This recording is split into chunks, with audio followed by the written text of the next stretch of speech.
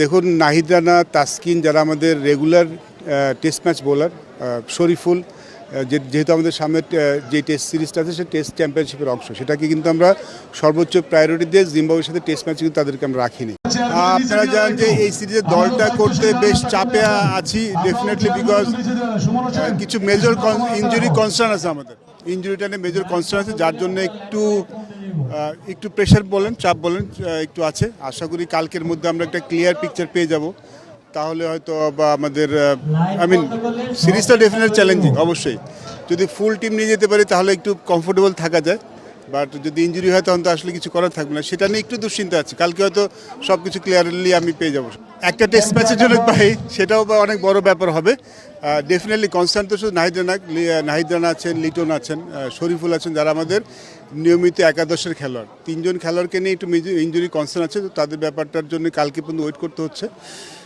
যদি না হয় সেটা খুব বড় একটা সেটব্যাক হবে আমাদের জন্য, বাট আমি দেখা যাক শেষ পর্যন্ত কী হয়। যদি হয় তাহলে খুব ভালো, না হলে ডেফিনেটলি এই সিরিজে একটা বড় ধাক্কা হবে। আমরা এখনও ক্লিয়ার না, ফার্স্ট টেস্ট সেকেন্ড টেস্ট কিছুই ক্লিয়ার না, but his a major concern.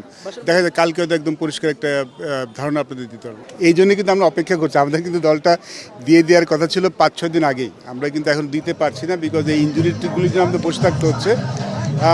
এবাদতের সাথে যোগাযোগ হয়েছে, এবাদত চেষ্টা করছে আগে চলে আসতে, কারণ এই এবাদত আসলে যাওয়ার আগে ভিসা করে যায়নি, ওর ভিসা একটা ইস্যু আছে, ওর ফ্যামিলি একটা কনসেপ্ট, যেহেতু ও প্যাটার্নিটি লিভে আছে, যদি ওই দিকে যদি ডেলিভারিটা আগে হয়ে যায়, ও চেষ্টা করছি আগে এগিয়ে আসতে।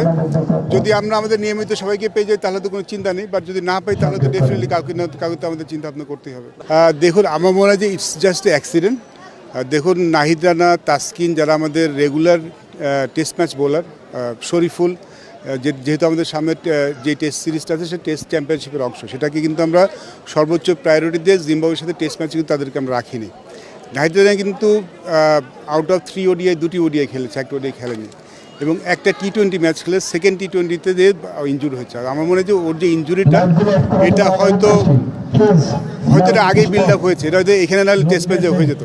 তো আমরা কিন্তু যথেষ্ট ওয়ার্কলোড ম্যানেজমেন্ট করি, এবং আমাদের যারা ওয়ার্কলোড ম্যানেজমেন্ট করে ফাস্ট বোলারদের, তাদের কিন্তু একটা বড় বিল্ড আপ করার ব্যাপার থাকে। সো সেখানে কিন্তু একটা যে সবাই, আমিও এই ব্যাপারটা নিয়ে এখন অনেক বেশি পরিষ্কার, সেটা হচ্ছিল একজন বোলার যখন টেস্ট ম্যাচ খেলতে যায়, তার যেমন বেশি ওভার ওয়ার্ক হলেও যেমন দুশ্চিন্তা, যদি কম বোলিং করেন সেটা আসলে দুশ্চিন্তা। তো নাহিদ রানা, তাসকিন এদের যাওয়ার আগে কিন্তু কিছু ম্যাচ খেলে যেতেই হতো, আমরা নির্দিষ্ট সংখ্যক ওভার বল করে যেত, সেটা কিন্তু চেক করা হয়েছিল। So it is just accident. দেখুন, ফাস্ট বোলার বলি খেলবে, ইঞ্জুরি হবে, খুব পার্ট অফ গেম, বাট এটা দুর্ভাগ্যজনক যদি সে ইঞ্জুরি হয়ে যায়, যদি খেলতে না পারে সে দুর্ভাগ্যজনক। বাট আমরা সবভাবেই চিন্তাভাবনা করেই কিন্তু এগিয়েছিলাম, যার জন্য আমরা টেস্ট ম্যাচ খেলাইনি, ODI সব ম্যাচ খেলেনি, T20 হয়তো সেকেন্ড T20 পর থার্ড T20 খেলতো না, বাট ইট জাস্ট হ্যাপেন হয়ে গেছে। দলটা আমরা কালকে হয়তো আমরা সব কিছু পেয়ে যাব, সবার ইঞ্জুরি সব কিছু পেয়ে গেলে কালকে দিয়ে দিতে পারবো।